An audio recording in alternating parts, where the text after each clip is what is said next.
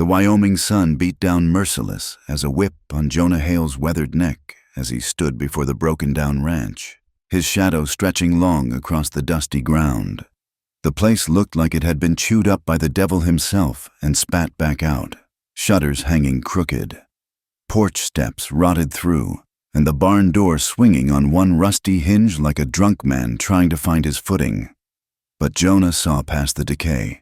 After 12 years wearing cavalry blue and seeing more death than any man ought to, he craved silence more than whiskey, solitude more than company. The abandoned ranch sat 15 miles from the nearest town, backed up against the dark pine forests of the mountain foothills, perfect for a man looking to forget. He'd bought it sight unseen from a nervous banker in Cheyenne who'd been eager to unload the property. Been empty near on 5 years, the man had said, mopping his brow despite the cool autumn air. Previous owners just disappeared. Some say they headed back east. Others say he'd trailed off, unwilling to finish. Jonah hadn't pressed. He'd learned that frontier folk had a way of vanishing. Disease, Indians, bandits, or sometimes just the crushing weight of trying to scratch life from unforgiving land. He'd handed over his mustering out pay and what he'd saved from his years of service, taken the deed, and ridden west without looking back. Now, standing in the October afternoon with his 2 horses and a mule loaded with supplies, he surveyed his new kingdom. The main house was stone and timber, built to last despite its current sorry state. The well looked sound, and he could hear water when he dropped a pebble down. Good bones, his mother would have said. Just needs some care. He led his animals to what remained of the corral, tethering them to the sturdiest post he could find. The bay mare, Buttercup, snorted and pawed the ground nervously. Even the usually placid mule seemed skittish, ears swiveling toward the tree line. Easy now, Jonah murmured, running a calloused hand along Buttercup's neck. Nothing out there but shadows and rabbits. He set to work unloading his supplies, tools, dried goods, ammunition, a precious pane of glass wrapped in burlap to fix at least one window. The physical labor felt good after days in the saddle. By the time the sun started its descent toward the mountains, he'd cleared out the worst of the debris from the main room and gotten a fire going in the stone hearth. The next morning, he rode into Pine Ridge, the nearest excuse for a town. He needed lumber for repairs and hoped to hire a hand or two for the heavier work. The settlement squatted along a muddy main street, a general store, a saloon, a boarding house that likely doubled as something less respectable, and a few other ramshackle buildings. At the general store, he found the proprietor willing enough to extend credit to a man with ready cash. Jacob Morrison was a wiry fellow with nervous hands and a tendency to talk. "The old Coulter place," Morrison said when Jonah mentioned where he'd settled. "Brave man, taking that on. Or foolish. Hard to say which. It's just land," Jonah replied, selecting nails from a barrel. "Land doesn't care who works it." Morrison leaned across the counter, voice dropping. "It ain't the land folks worry about. It's what lives in them woods behind it, the she-devil." Jonah paused in his selection. "She-devil?" "A wild woman. Lives with the wolves. They say. Seen her myself once, moving through the trees like smoke, hair all matted, dressed in skins, eyes that burn yellow in the dark." Morrison shuddered. "Tom Brennan swears she killed 2 of his cattle last winter, tore their throats out with her bare teeth. Sounds like wolf work to me." That's what I said, but Tom found human footprints mixed in with the paw prints, small ones, like a woman's. Morrison wrapped Jonah's purchases in brown paper. "You'd do well to keep your rifle handy, friend, and maybe hang some crosses around. The devil's work thrives in lonely places." Jonah paid for his goods without comment. He'd heard plenty of tall tales in his time. Ghost Indians, haunted mines, cursed rivers. The frontier bred stories like it bred dust and disappointment. Still, he loaded extra ammunition onto his pack horse before heading back. Over the next weeks, he threw himself into the work of resurrection. He patched the roof, replaced the broken steps, hung the new window glass. The repetitive labor soothed something in him that had been wound tight since his discharge. No orders to follow. No men to command. No battles to fight except those against rot and time. He saw signs of the wildlife Morrison had warned about. Wolf tracks circling the property, deer paths through the tall grass, the occasional flash of gray fur at the forest edge. But wolves were just wolves to a man who'd faced Confederate cavalry charges. He kept his Winchester handy and made sure the horses were secured at night. The stories from town grew with each supply run. The widow Henderson claimed the wild woman had peered through her window one night, leaving muddy handprints on the glass. A traveling preacher swore he'd heard her howling with her pack under the full moon, a sound that made his blood run cold as January creek water. Jonah listened with half an ear, focused more on purchasing what he needed. He'd started work on the barn, determined to have proper shelter for the animals before the first snow. The physical exhaustion helped him sleep through the night without dreams of battlefields and burning towns. It was on a crisp November morning that he first saw evidence the stories might hold a grain of truth. He'd been checking his trap line along the creek when he found tracks that made him pause. Wolf prints. Certainly, a good-sized pack by the look of it. But there, pressed into the soft mud between them, were smaller prints. Human prints. Bare feet, from the look of it. The toes splayed wide like someone who'd never worn shoes. He knelt beside the tracks, professional interest overriding skepticism. The stride was shorter than a man's, but longer than a child's. The prints were fresh. Couldn't be more than a few hours old. Whoever had made them had been moving with the pack, keeping pace with the wolves' loping gait. Jonah followed the trail for a quarter mile before it vanished into the rocky ground near the forest. He stood at the tree line, Winchester in hand, studying the shadows between the pines. The morning had gone still. No birdsong, no rustle of small game. Even the wind had died. The sensation of being watched prickled along his spine, a feeling he'd learned to trust during his years of service. Something was out there, observing him with the patience of a predator. He waited, every sense alert, but nothing showed itself. Finally, he turned back toward the ranch, moving steady but unhurried. Never show fear to a wild animal or whatever else might be watching from those dark woods. As he walked, he couldn't shake the feeling that eyes followed his every step, measuring him against some unknowable standard. That night, he barred the door and checked his rifle twice before settling by the fire. Outside, wolves howled in the distance, their voices rising and falling in ancient harmonies. But there, threaded through their song like a discordant note, was something else. Something that might have been whined through the peaks, or might have been a human throat trying to match their wild music. Jonah Hale had come to Wyoming seeking solitude and silence. As he banked the fire and headed for his bedroll, he wondered if he'd found something else entirely, something that watched from the shadows with the yellow eyes and left bare footprints among the wolves. He slept with his Winchester within reach, and his ears tuned to every sound in the night, whatever lived in those woods.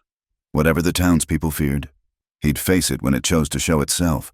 He'd faced worse things in the war. At least here. The enemy would come from the front, not from the men who were supposed to watch your back. The ranch house settled around him with creaks and sighs, and somewhere in the darkness, a wolf howled again. This time, he was certain. Something howled back. The morning mist clung to the ground like a burial shroud when Jonah heard them. Wolves, closer than ever before, their voices rising from somewhere near the newly repaired barn. He rolled from his bedroll fully dressed, a habit from cavalry days, and grabbed his Winchester before easing toward the window. What he saw made him question whether he was still dreaming. A pack of gray wolves sat in a rough semicircle in his yard, their breath pluming white in the cold air. But it wasn't the wolves that held his attention. There, in their midst, crouched a figure that his mind struggled to categorize as human. She, for despite the wild tangle of dark hair and the strange way she held herself, it was clearly a woman, moved among the wolves like one of their own. Her clothes, if they could be called that, were a patchwork of hides and fur. She was thin, whipcord lean like a creature that lived by hunting, and even from a distance, he could see the watchful tension in every line of her body. Jonah eased the door open, moving slow and deliberate.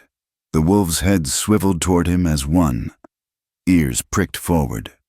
But they didn't growl or show teeth. The woman froze, still crouched low, and even across 30 feet of dusty yard. He could see her eyes, yellow. Morrison hadn't been lying about that. They caught the early morning light like a cat's, wild and wary, and utterly inhuman in their intensity. "Easy now," Jonah said, keeping his voice low and calm, the same tone he'd use on a spooked horse. He set the rifle aside, propping it against the doorframe where he could reach it quick if needed. "Not looking for trouble?" She tilted her head, studying him with that unblinking yellow stare. One of the wolves, a big male with a scarred muzzle, stood and moved closer to her, pressing against her side. She absently ran her fingers through his fur, never taking her eyes off Jonah. He took a slow step onto the porch, hands visible and empty. "Hungry, got some salt pork inside, bread too." The woman made a sound low in her throat, not quite a growl, but nothing human either. She rose from her crouch in one fluid motion, and Jonah saw she was smaller than he'd expected, maybe 5'3" or 4, but there was something about the way she moved, economic, predatory, that suggested she could cover the distance between them faster than he could reach his rifle. She took a step toward him, then another. The wolves stayed where they were, watching with the patience of creatures that knew how to wait. Jonah held himself still, fighting every instinct that screamed at him to back away. You didn't run from predators. Running made you prey. 10 feet, 5, close enough now that he could see the dirt ground into her skin, the scars on her arms, the way her nostrils flared as she scented the air around him. Her hair was a wild mass of tangles with bits of leaves and twigs caught in it. But beneath the wildness, he could see she'd once been, still was, beautiful in a fierce, untamed way. She circled him slowly, and he turned to keep her in sight, moving careful and smooth. This close, he could smell her, wolf and wood smoke and something else, something wild that made the primitive part of his brain want to either fight or flee. "Name's Jonah," he said, just to fill the charged silence. "Jonah Hale. This is my place now. Bought it fair and square." She completed her circle and stood facing him again, maybe 3 feet away. Her head tilted the other way, and she made another sound, questioning this time, almost like speech, but not quite. "You understand me?" he asked. "You understand English?" Instead of answering, she moved, fast as a striking snake. She darted forward and seized his arm. Jonah had a split second to register her surprising strength before she bit down hard on his forearm. Pain flared white-hot through the leather of his jacket. He grunted but didn't pull away.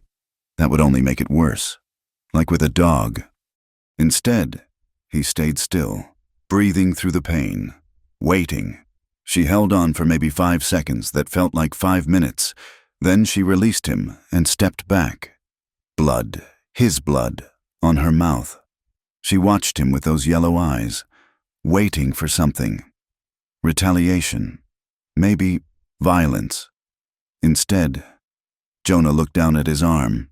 Even through the jacket, he could see the neat semicircle of tooth marks. Blood was already seeping through the leather. "Well," he said, keeping his voice steady despite the throbbing pain. "Reckon that's one way to say hello." Something flickered in her eyes. Surprise, maybe. She took another step back, muscles tense to run. The wolves had gotten to their feet, ready to follow her lead.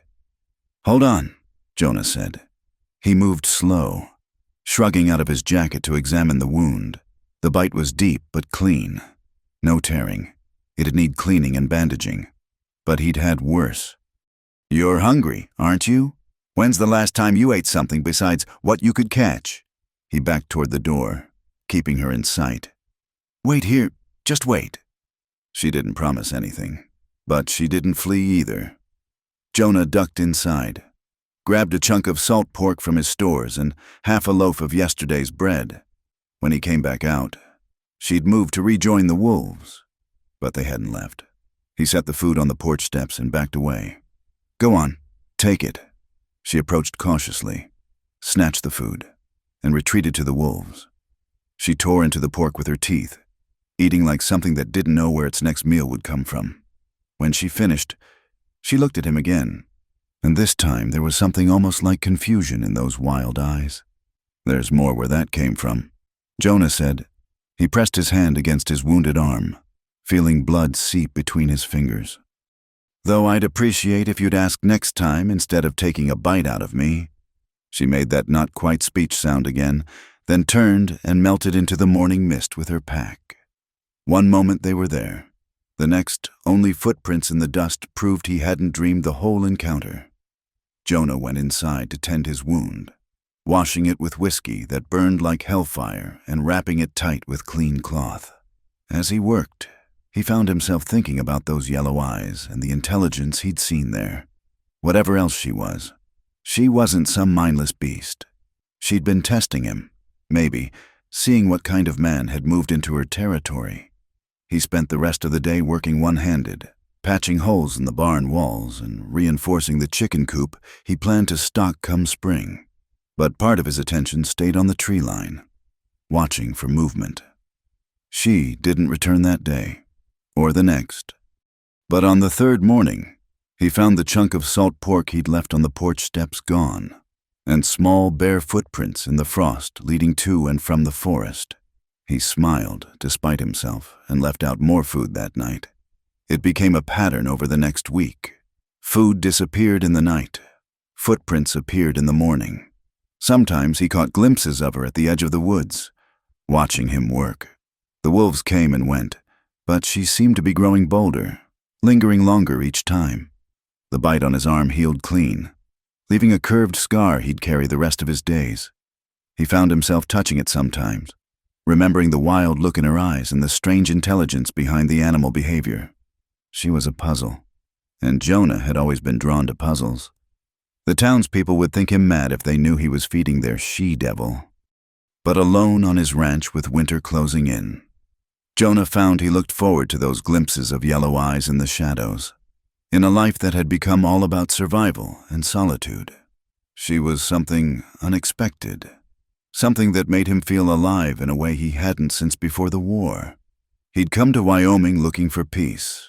Instead, he'd found a wild woman who bit before she spoke and ran with wolves like she was born to it. As the first snow began to fall and he settled in for another long night, Jonah wondered what the winter would bring. Whatever it was, he had a feeling his life on the abandoned ranch was about to get a lot more interesting.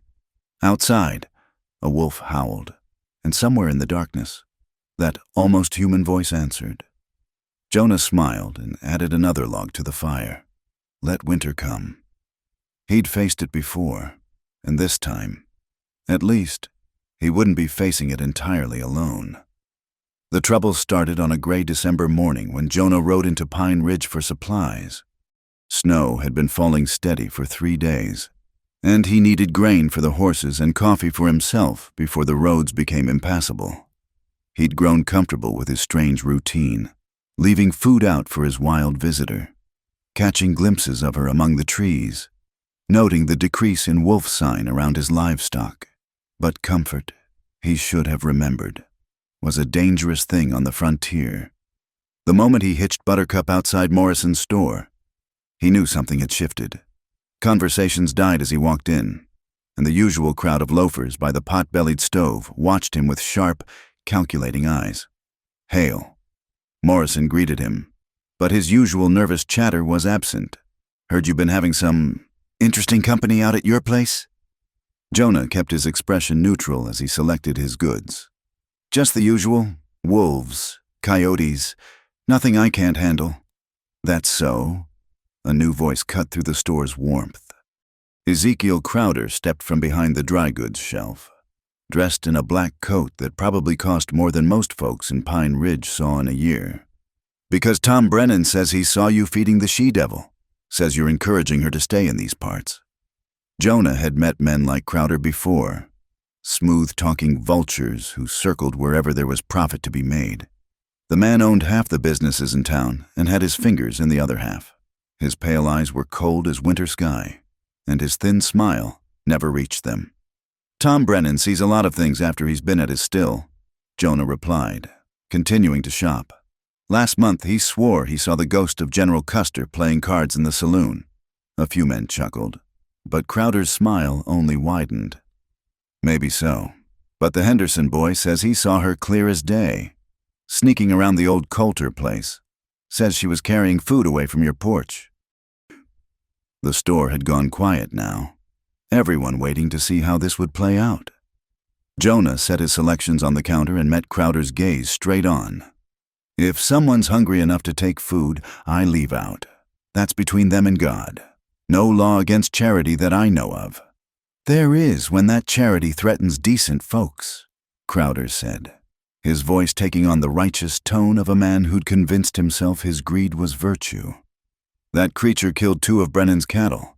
What happens when she gets bolder? When she comes for our children? Wolves killed those cattle, Jonah said firmly, and wolves don't attack people unless they're rabid or starving, neither of which applies here. Sheriff Clayton Pike pushed through the store's door then, bringing a swirl of snow with him. He was a competent lawman, fair-minded most days, but Jonah could see the pressure in the set of his shoulders. Pike's job depended on keeping the peace, and keeping the peace often meant keeping men like Crowder happy. Jonah, Pike nodded. Mr. Crowder, we having a problem here? No problem. Sheriff? Crowder said smoothly. Just discussing the safety of our community. Mr. Hale here seems to think harboring dangerous wild folk is acceptable. I think leaving food out for hungry creatures is what the Bible calls Christian charity. Jonah countered, unless Pine Ridge has outlawed that too. Pike sighed, looking older than his 40 years. Now, Jonah, you know folks are scared. Stories about this wild woman have been circulating for years. If she's real and if she's dangerous, she's real, Crowder interrupted. And she's an abomination, living with beasts, behaving like an animal. It's unnatural, ungodly. And now Hale here is encouraging her to stay. What's your interest in this? Crowder? Jonah asked, though he suspected he knew. Men like Crowder didn't care about anything unless there was profit in it. Crowder's smile turned sharp. I'm a civic-minded man. Hale, I care about this town's future. And speaking of futures, I heard you've done some impressive work on the old Coulter place. Must be satisfying, bringing dead land back to life. There it was. Jonah had wondered when someone would start sniffing around his property. The ranch had been abandoned for years, but land was land, and men had killed for less. It's honest work, Jonah said carefully. Indeed. In fact, I might be interested in making you an offer. Fair price for the land, enough to set you up comfortable somewhere else, somewhere without complications. Not interested. Crowder's expression hardened. You might want to reconsider. This situation with the wild woman is only going to get worse. The town's patience isn't infinite, and neither is mine. Is that a threat? It's a prediction. Crowder said, Winter's long in these parts. Lots can happen when folks get scared and desperate. Be a shame if something happened to that ranch you've worked so hard on. Pike stepped between them. That's enough. Crowder, you've said your piece. Jonah, maybe it would be best if you finished your business and headed back. Jonah paid Morrison for his goods, noting how the storekeeper's hands shook as he made change. The whole town was on edge, and Crowder was fanning the flames. As he loaded his supplies, Jonah caught snippets of heated conversation from inside. Organize a hunting party. Drive her out before she... Crowder's right about the danger. He rode out of town with the distinct feeling of crosshairs on his back. The snow fell heavier now, thick flakes that would cover his tracks within an hour. But it would also cover other tracks, the kind made by men with torches and rifles and righteous fury in their hearts.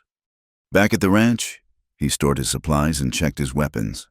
The old cavalry instincts were stirring, the ones that had kept him alive through 3 years of war. He'd hoped to leave violence behind, but it seemed violence had a way of finding a man no matter where he ran. That night, he left out more food than usual. Salt pork, hardtack, even a precious apple from his small store, if trouble was coming. He wanted to warn her somehow. But how did you warn someone who might not speak your language, who lived by different rules entirely? He got his answer near midnight when he heard scratching at his door. Not the bold scratch of a wolf or bear, but something deliberate, almost polite. He opened the door carefully, rifle in hand, to find her standing on his porch. She looked different in the lamplight, still wild, but the yellow eyes held more than animal cunning. She pointed at the food he'd left, then at the forest, then made a gesture he couldn't interpret. When he didn't respond, she grew frustrated, making those almost speech sounds with increasing urgency. "Danger?" Jonah guessed. "Is that what you're trying to say?" She seized his arm, the same one she'd bitten weeks ago, and pulled, not hard, but insistent. She wanted him to follow, against every piece of common sense he possessed. Jonah grabbed his coat and rifle and let her lead him into the snowy darkness. She moved like smoke through the trees, occasionally stopping to ensure he was keeping up. The wolves were out there. He could feel them more than see them. Shadows pacing shadows in the storm. She led him to a small clearing where the snow had been trampled by many boots.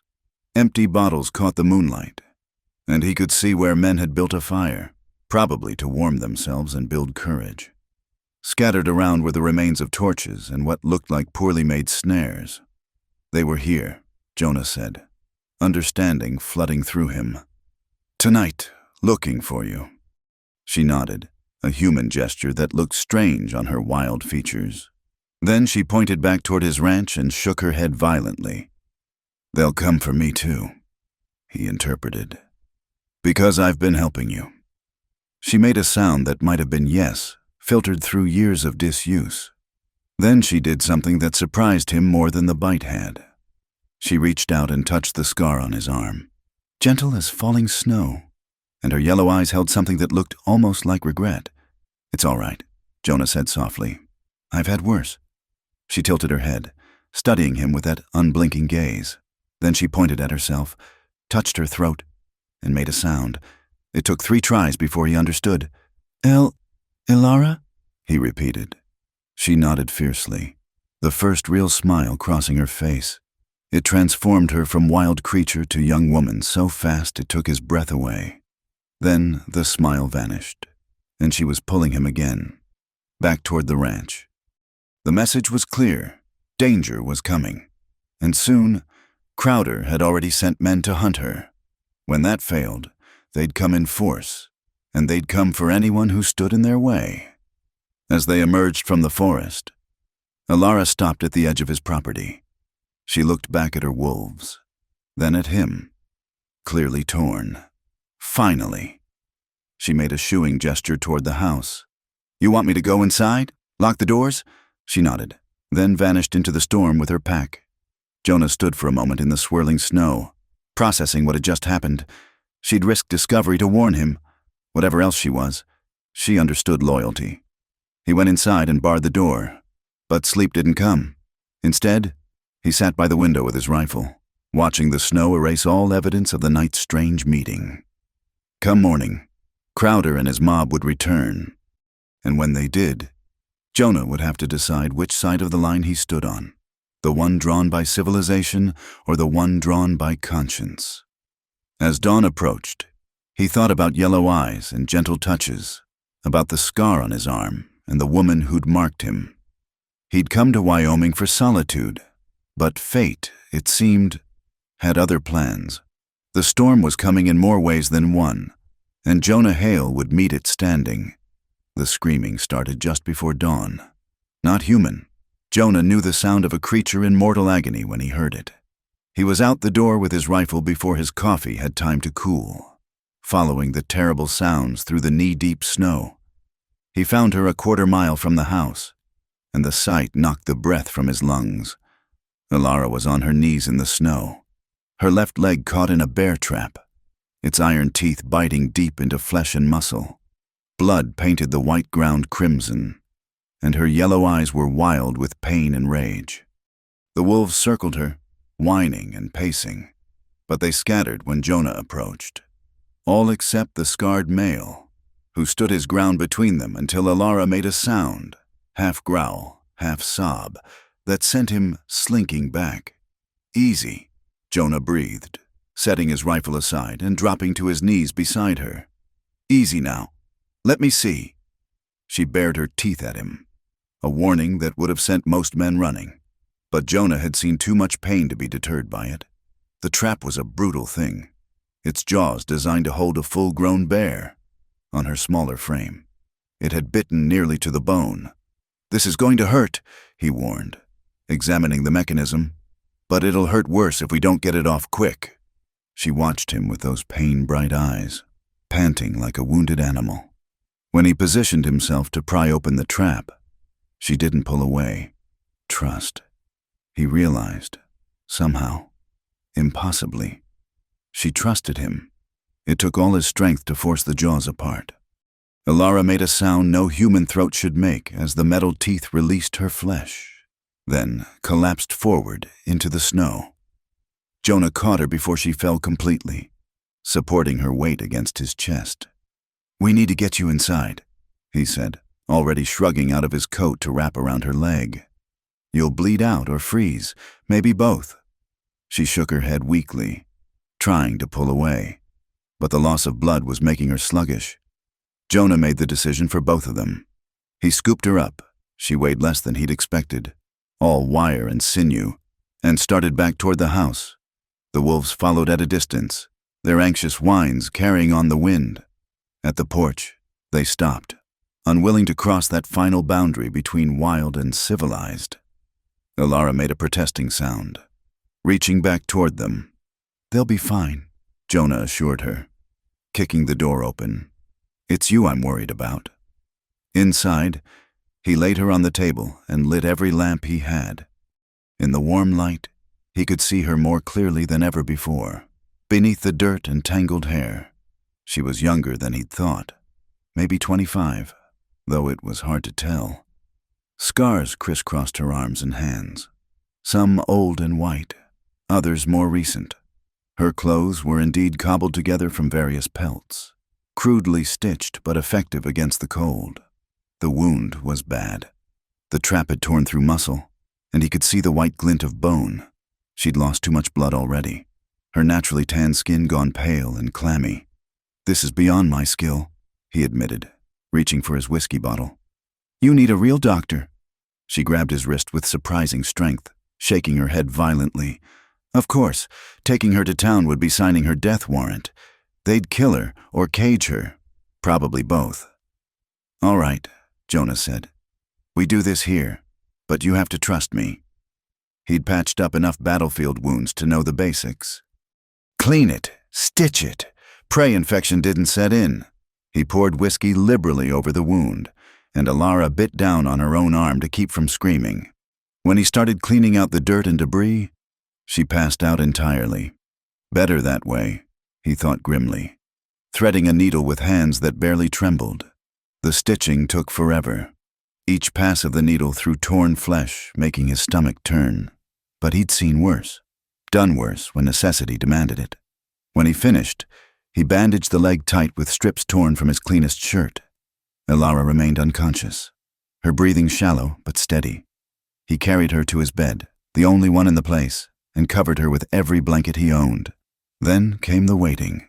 He kept the fire high and checked her bandages every hour.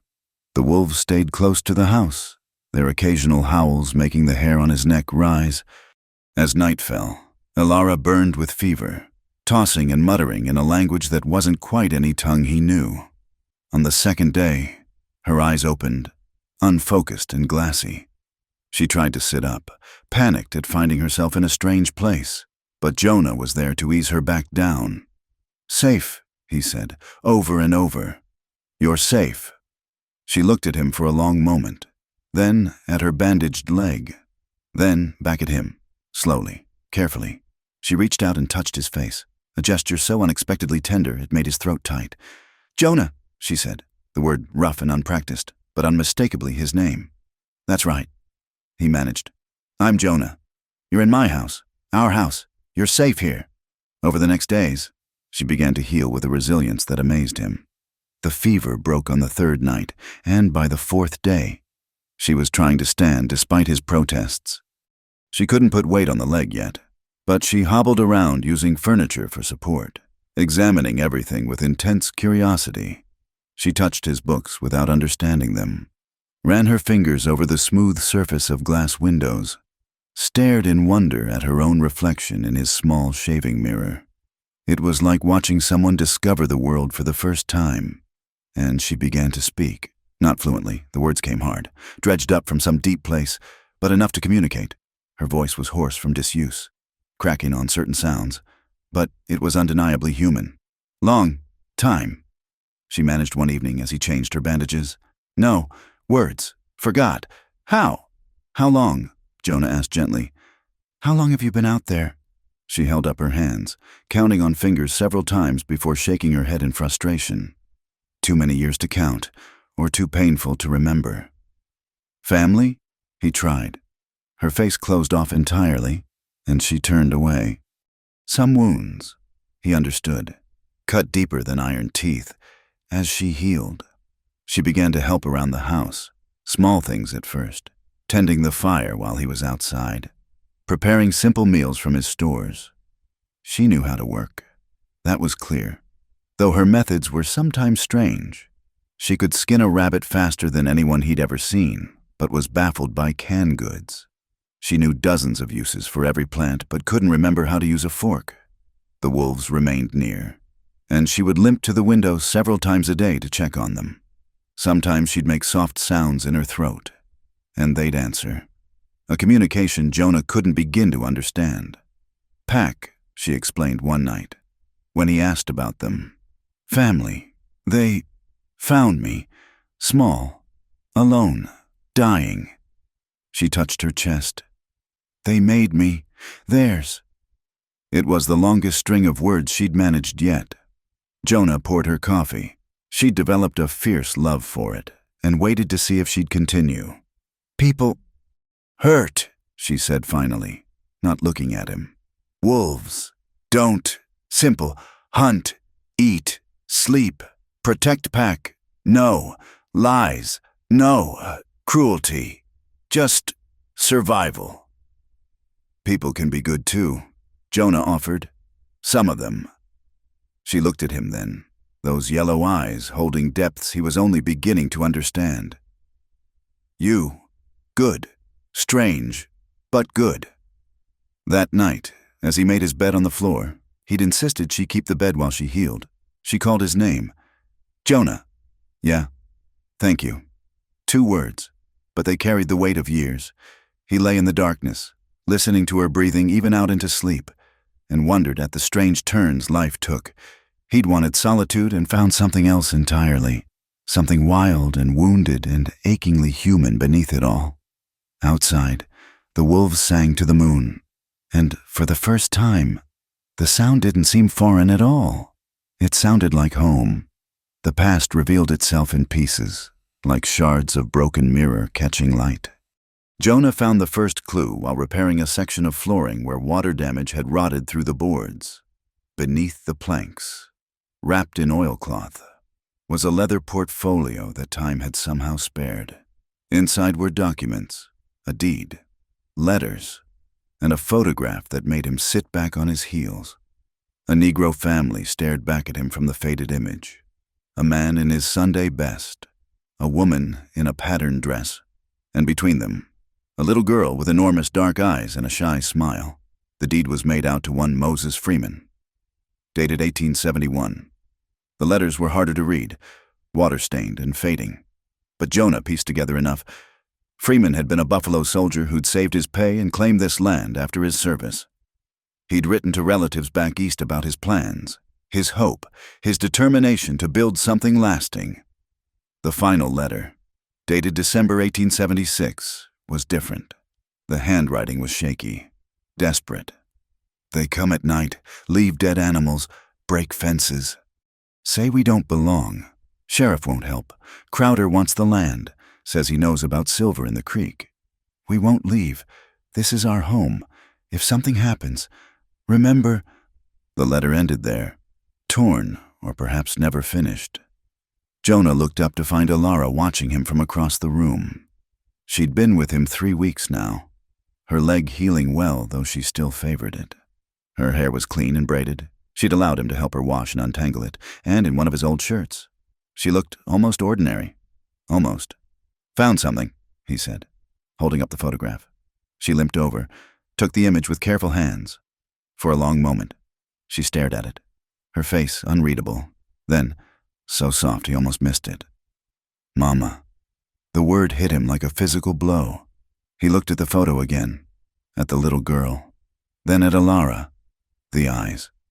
Despite everything, the years, the wildness, the strange yellow color, the shape was the same. "This is you," he said, not a question. She nodded, tracing the figures in the photograph with one finger. "Moses, Sarah, me, before." What happened? She was quiet so long he thought she wouldn't answer. When she finally spoke, her voice was flat, distant, as if reciting something that had happened to someone else. "Winter. Bad winter. Men came. Many men. Torches. Guns. Papa tried to talk. They didn't listen." Her hand clenched on the photograph. "Mama hid me, root cellar, said be quiet, be small. Wait." Jonah could picture it too clearly, the terrified child huddled in the dark, hearing unspeakable things above. Waited, long time. Wen came out. Gone. All gone. House burning. Them too. She gestured toward the photograph. "Dead, in snow. Tried to wake them. Couldn't." "Jesus," Jonah breathed. Walked into forest, looking for help. Got lost. So cold. Fell down. Ready to sleep forever. A ghost of a smile crossed her face. Then, warm, fur, heartbeats, wolves found me. Should have eaten me. Didn't. One mother had lost pups. Smelled grief on me. Maybe. New loss. Carried me to den. Fed me. Kept me warm. Saved me. And you stayed with them. Where else? Town wanted us gone. Got what they wanted. Forest didn't care what color. Wolves didn't care. Just, was I pack or not? Learned their ways.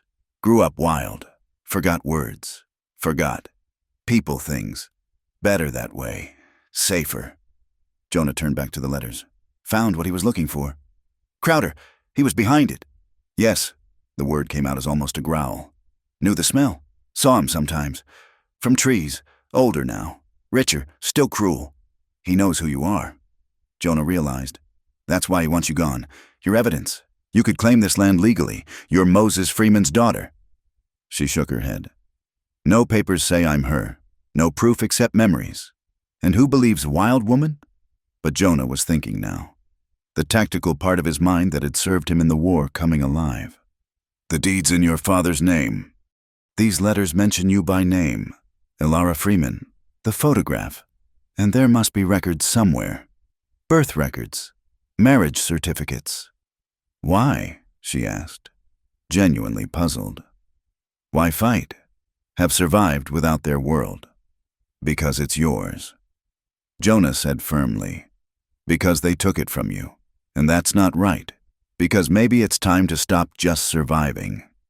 She studied him with those uncanny eyes. You would help? Why? It was a fair question. Why was he ready to take on the most powerful man in the county for a wild woman who'd bitten him the first time they met? Because it's right, he said finally. Because I've seen what men like Crowder do when there's no one to stop them. Because... He paused, then admitted the truth.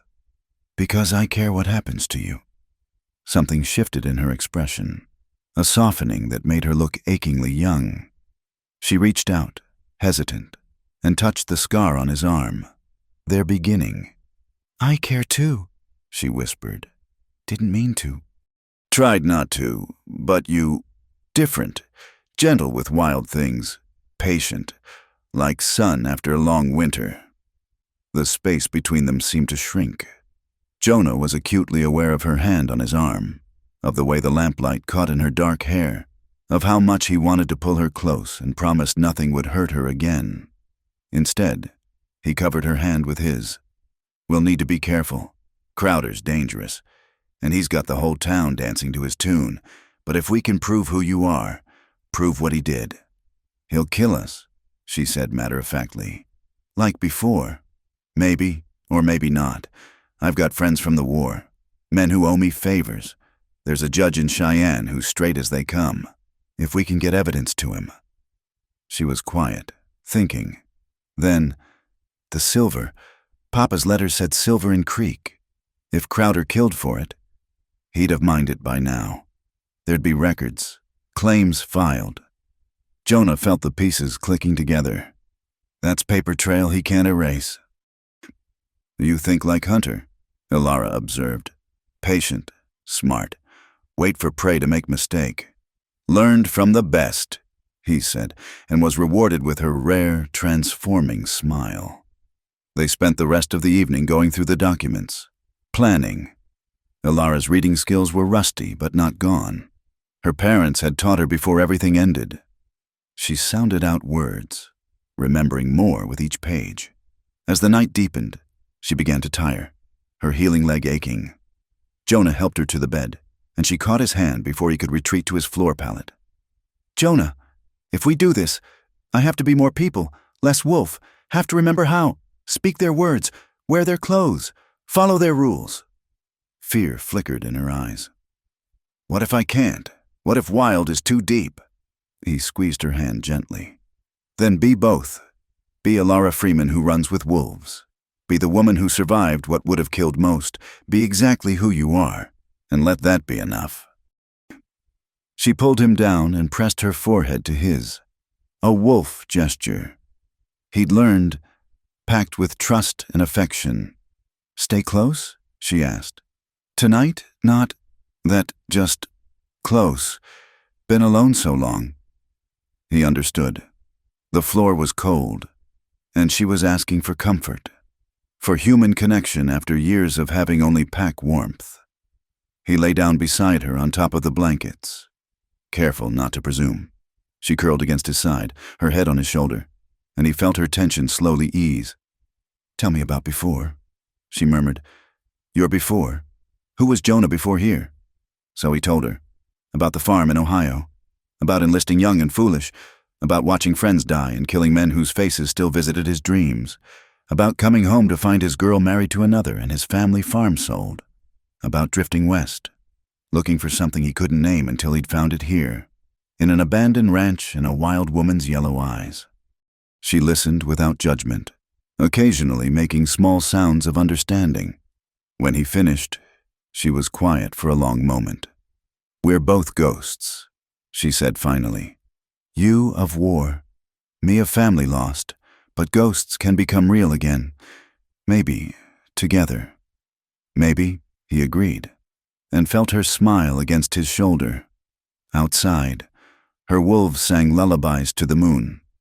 Inside, two damaged souls found comfort in shared warmth and the possibility that tomorrow might offer more than mere survival.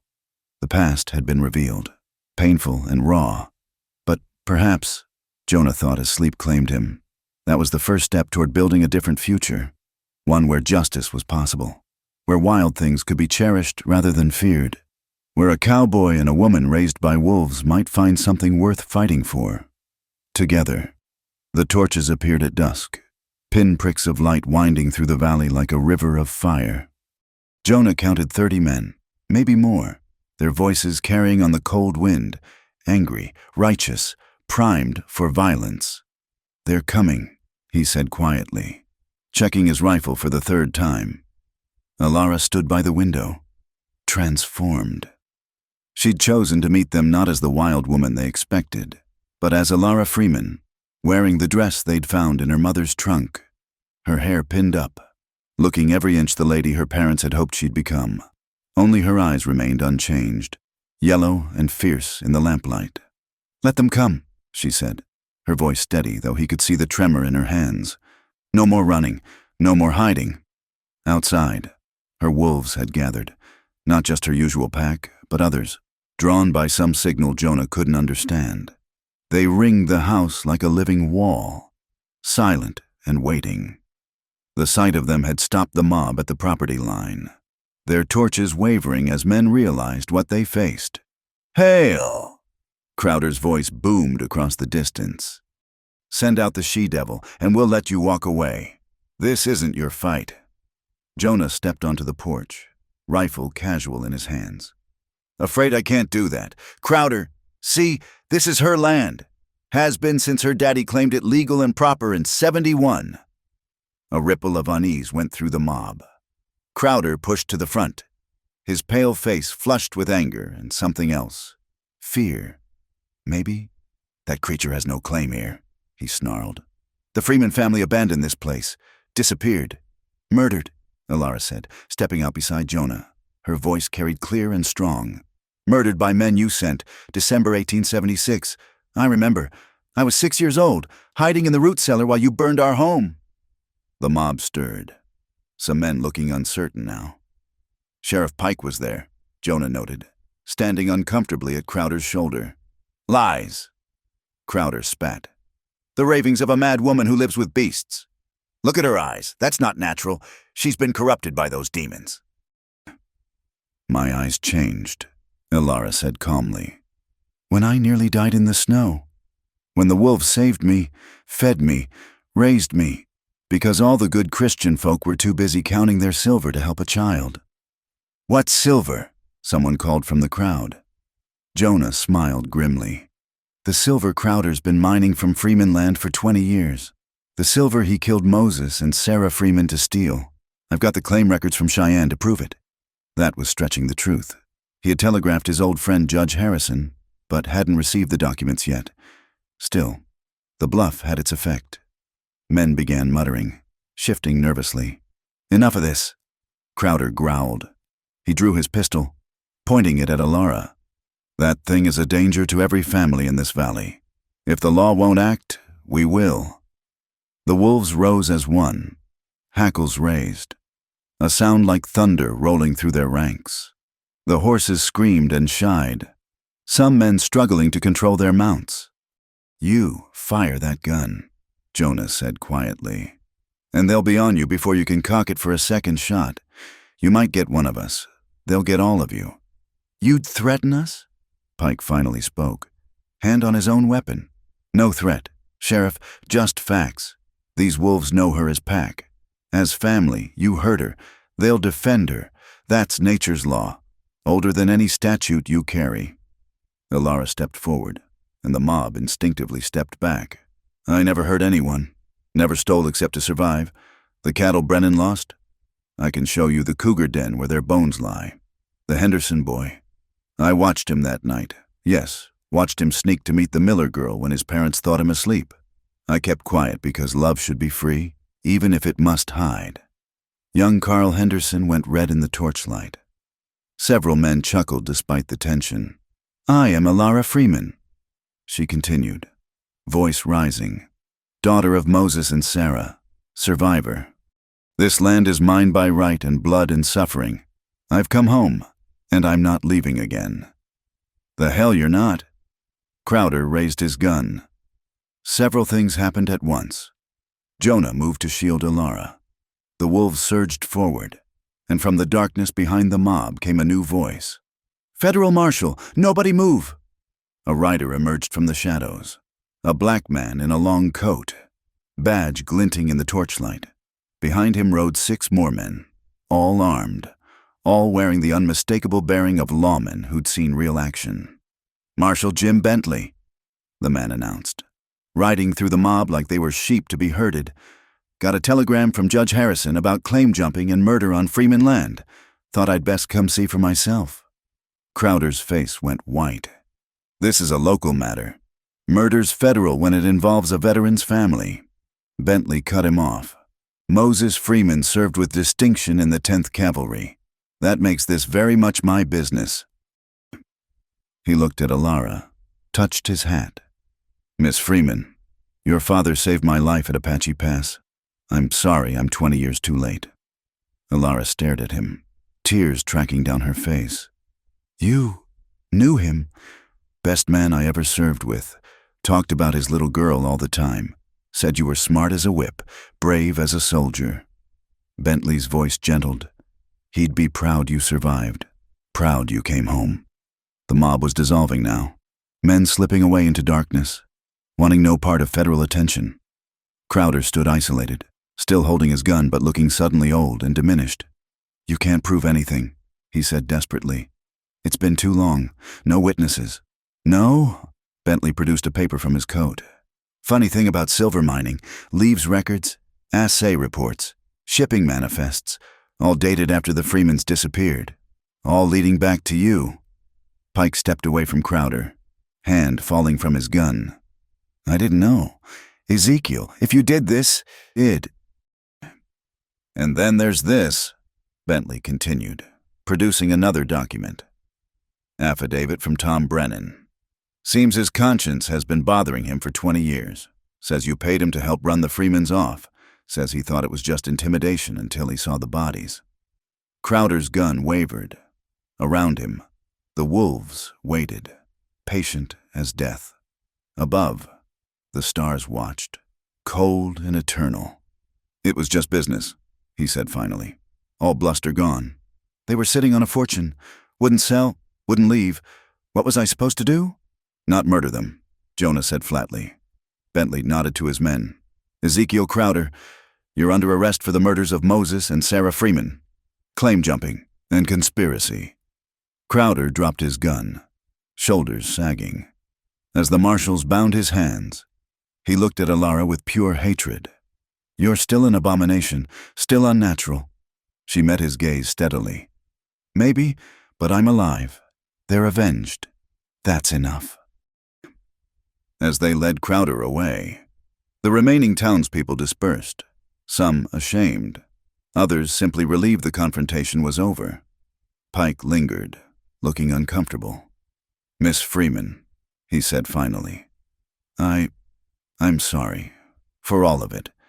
If I'd known—" "You knew enough," she said quietly. "Knew we were different. Knew that made us targets. Chose to look away." He had no answer to that, only touched his hat and rode away. Soon, only Bentley remained. He dismounted, studying Alara with kind eyes. "Your father would want you to have this," he said, producing a small leather pouch. "His service medals. Kept them hoping someday." She took them with shaking hands. "Thank you. The land's yours, free and clear. Judge Harrison will see to the paperwork. The silver, too, 20 years of profits Crowder stole. Won't bring them back, but it'll give you choices." He looked between her and Jonah, a knowing smile playing at his lips. "Seems you found a good man to stand with you. Your daddy would approve. He always said the best partners were those who'd guard your back in a fight." With that, he mounted and rode away, leaving them alone with the wolves and the night. Alara stood for a long moment, holding her father's medals, tears flowing freely. The pack pressed close, offering their silent comfort. Jonah waited, understanding that some moments were too large for words. Finally, she turned to him. "It's over. The first part," he agreed. "The rest, building a life, becoming part of the world again, that's just beginning." She looked at the house, at the land stretching out under stars, at the wolves who'd been her salvation, then at him, the man who'd offered her a bridge between worlds. "Together?" she asked. "Together," he promised. As they walked back to the house, the pack began to disperse, melting back into the forest, all except the scarred male, who sat at the edge of the porch like a guardian. Inside, Alara carefully placed her father's medals on the mantel, next to the photograph of her family. "They can rest now," she said softly. Jonah pulled her close, and she came willingly, burying her face against his chest.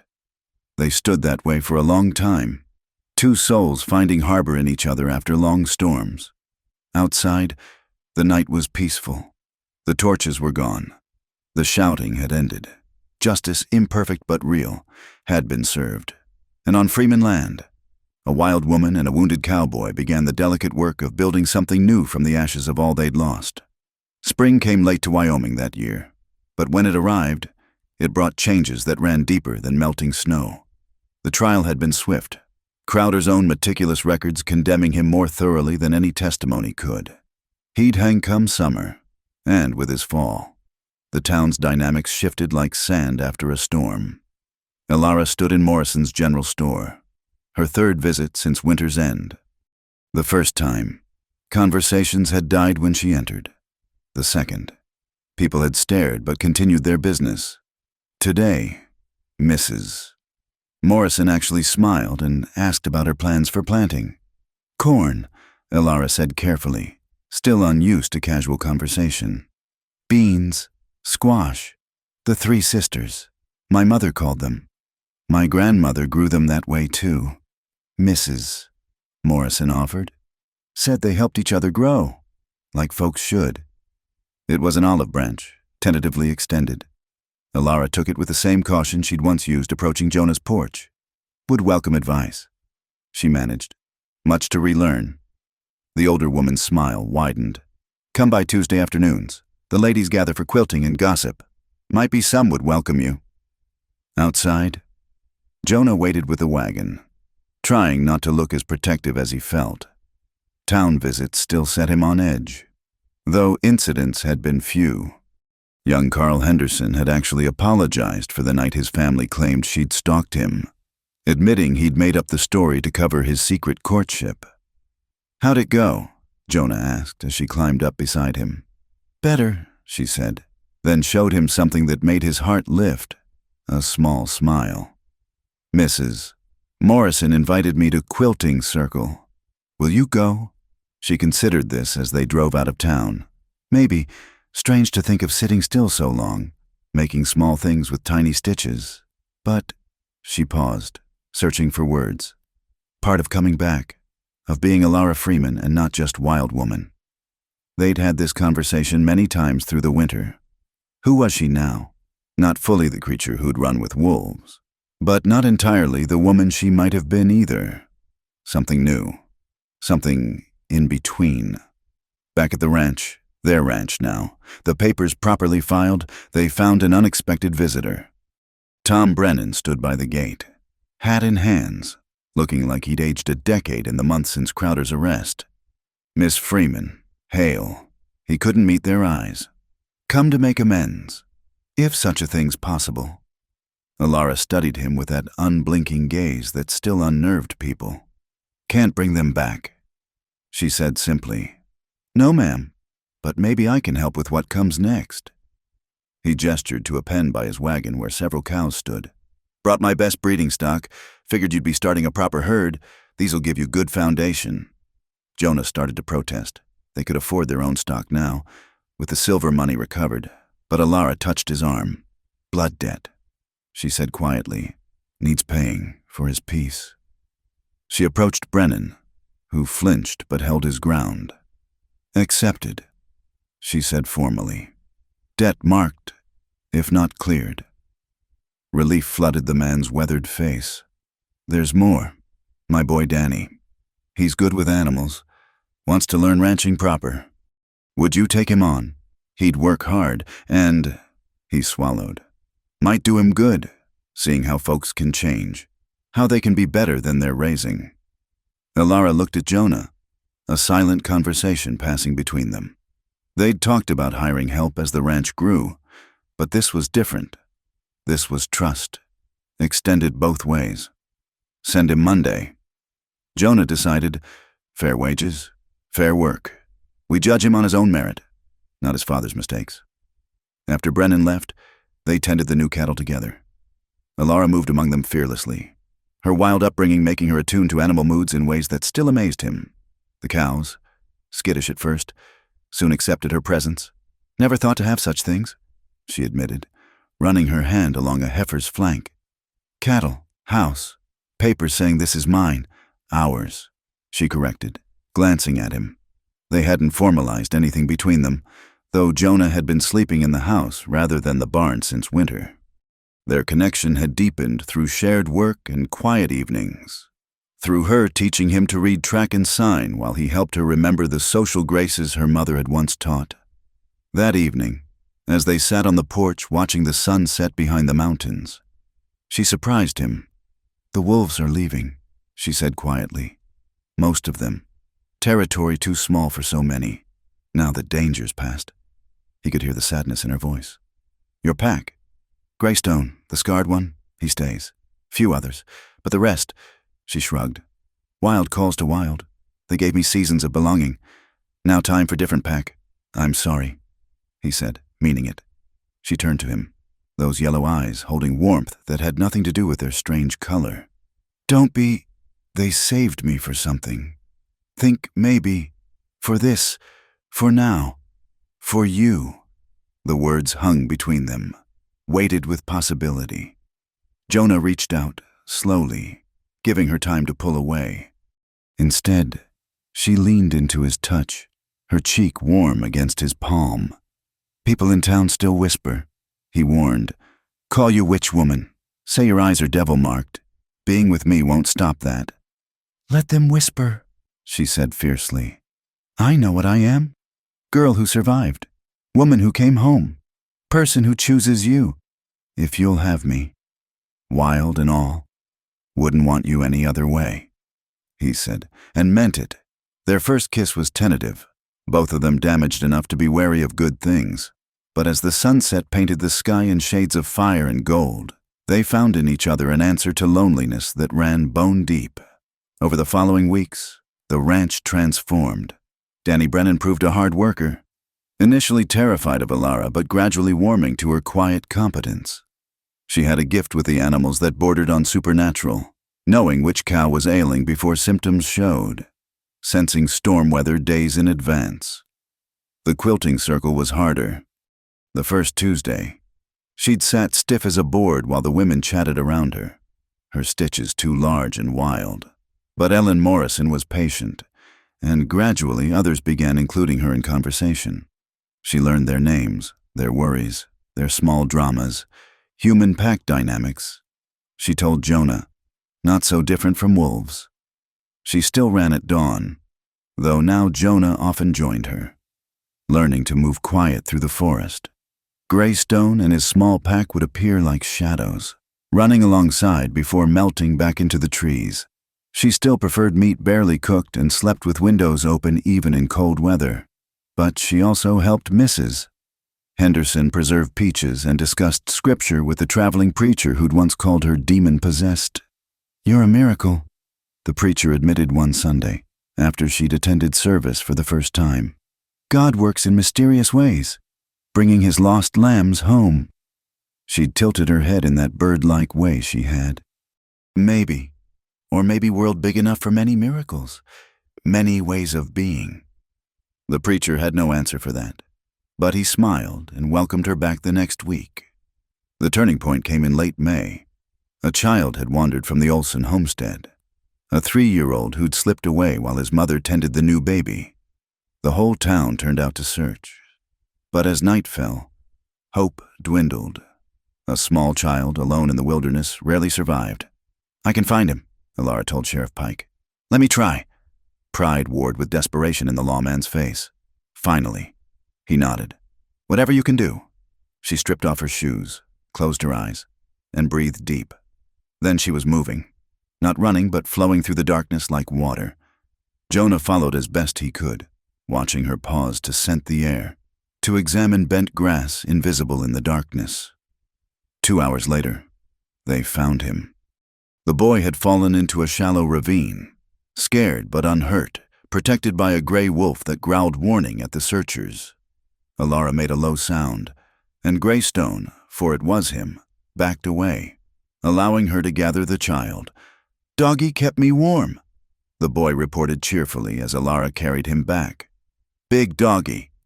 The reunion was tearful, the mother clutching her son while the father pumped Alara's hand until Jonah thought it might come off. Word spread quickly. The witch woman had saved the Olson boy. Her wolves had protected him, not hunted him. Things will be different now, Pike observed, watching the crowd's reaction. Fear's hard to maintain when gratitude gets in the way. He was right. The invitations came slowly but steadily. Would she help track a lost horse? Could she predict the weather for harvest? Would she teach the older children to read sign? She accepted what she could manage, always with Jonah steady beside her.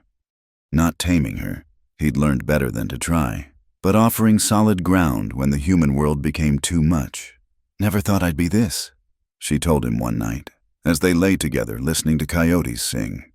Bridge between worlds. Teacher, neighbor, almost normal. Nothing normal about you, he assured her, kissing the crown of her head.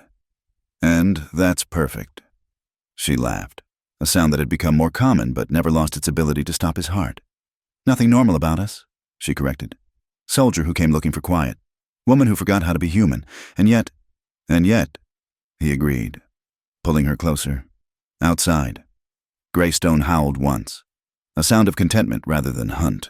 Inside, two people who'd thought themselves too damaged for connection discovered that broken things, when fitted together right, could make something stronger than either alone. The full moon hung like a silver dollar in the Wyoming sky, casting long shadows across the ranch that had become their sanctuary. Alara sat on the porch steps, her posture still holding that alert quality of something wild, even after a year of slowly rejoining the human world. Inside.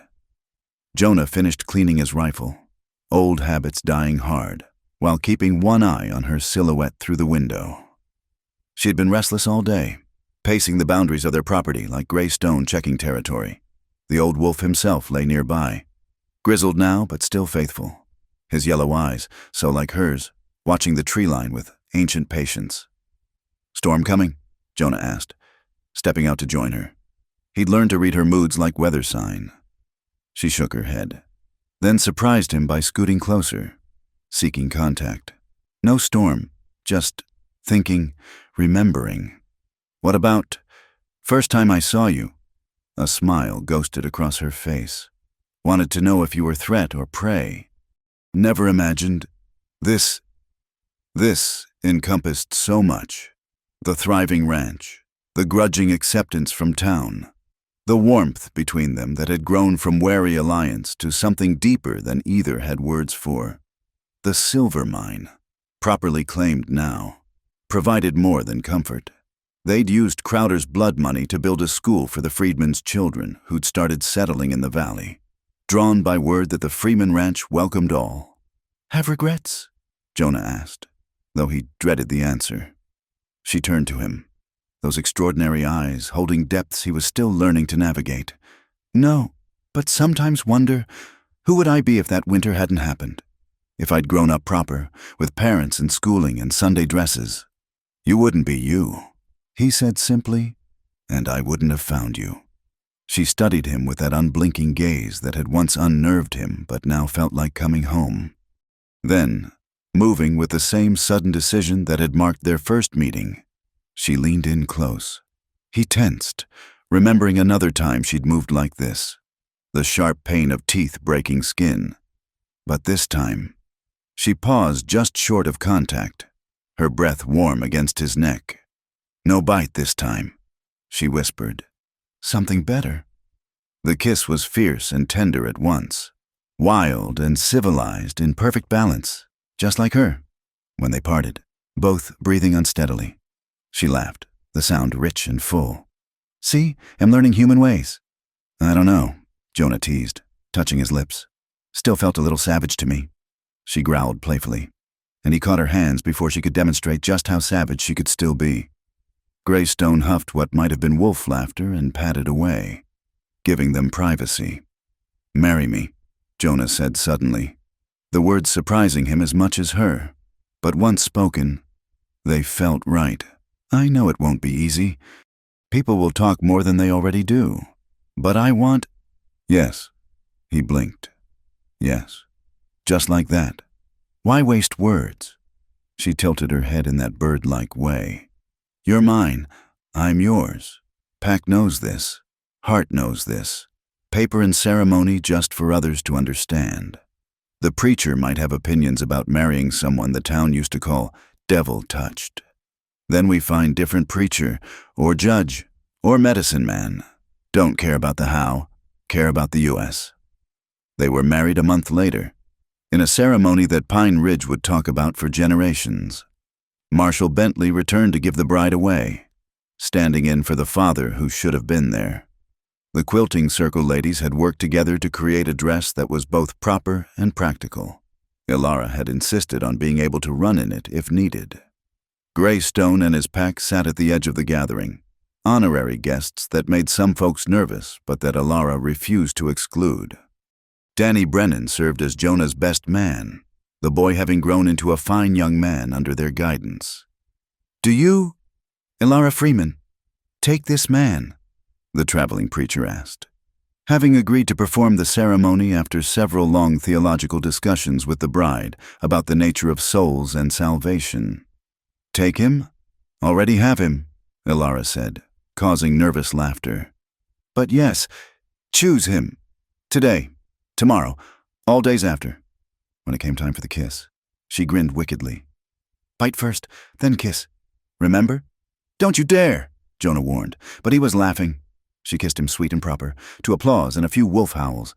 The reception was held at the ranch, tables groaning under the weight of food, children running wild, though not as wild as their hostess once had, and music carrying on the night air. As the evening wore on, Alara found herself standing apart for a moment, watching the swirl of humanity in her yard. Mrs. Morrison teaching the Olsen boy to dance. Sheriff Pike sharing war stories with Marshal Bentley. Danny Brennan sweet-talking the Miller girl while trying to look casual about it. "Overwhelming?" Jonah asked, appearing at her elbow with 2 cups of punch. "No," she said, accepting the drink. "Just full, heart full, head full, like den with too many puppies, but in good way." He laughed, wrapping an arm around her waist. "That's one way to describe a wedding reception." "Our way," she corrected, leaning into him. As the night deepened and guests began departing, each stopping to wish them well, Alara noticed movement at the forest edge. The wolves were leaving too, melting back into the wild that had sheltered her for so long, all except Greystone, who remained by the porch like a guardian. "They're saying goodbye," she murmured. "Will you miss them?" "Always, but they gave me to you. Fair trade." Later, as they lay together in their bed, their marriage bed now, Alara traced the scar on his arm, the mark that had started everything. "Still sorry about that," she said. "Don't be. Best thing that ever bit me." She laughed again, that sound he'd never tire of hearing. "Strange man. Lucky for me. Strange woman. Lucky for us both." Outside, Greystone howled once. A benediction, a farewell, a promise that the wild would always be there if needed. Inside, 2 souls who'd thought themselves too damaged for love discovered that sometimes the broken places were where the light got in. The ranch prospered. Children were born. Some to them, some to the families they employed and sheltered. Alara taught them all to read sign and weather, to respect the land and its creatures. Jonah taught them to stand firm for what was right, even when the whole world said otherwise. And sometimes, on nights when the moon was full and the wind carried wild songs, a woman with yellow eyes would run with the last wolf through the forests of Wyoming, not fleeing civilization anymore, but celebrating the bridge she'd become between 2 worlds. Behind her, safe in their home, a man who'd sought solitude but found something infinitely better would wait, patient as stone, for her return. They lived, not perfectly, perfection wasn't for the likes of them, but fully, wild and civilized, broken and whole, together.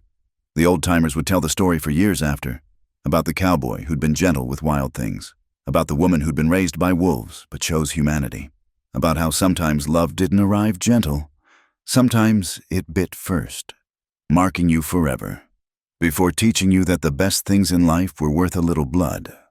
And in the Freeman Ranch, where cattle grazed peacefully alongside the occasional wolf track, where children of all colors learned their letters together, where the impossible had become beautifully ordinary, the story lived on, a testament to the truth that even in the harshest wilderness, even in the darkest winter, love could find a way to bloom.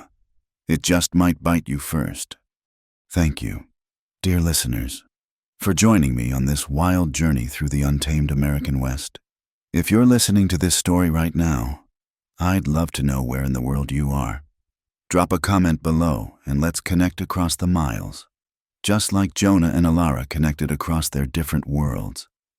Don't forget to subscribe to From Wild West channel for more tales of frontier love, courage, and redemption.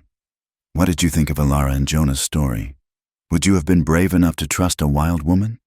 Or patient enough to wait for a wounded soldier? Share your thoughts below. I read every comment and love hearing how these stories touch your hearts. Until next time, partners, keep your hearts wild and your aim true.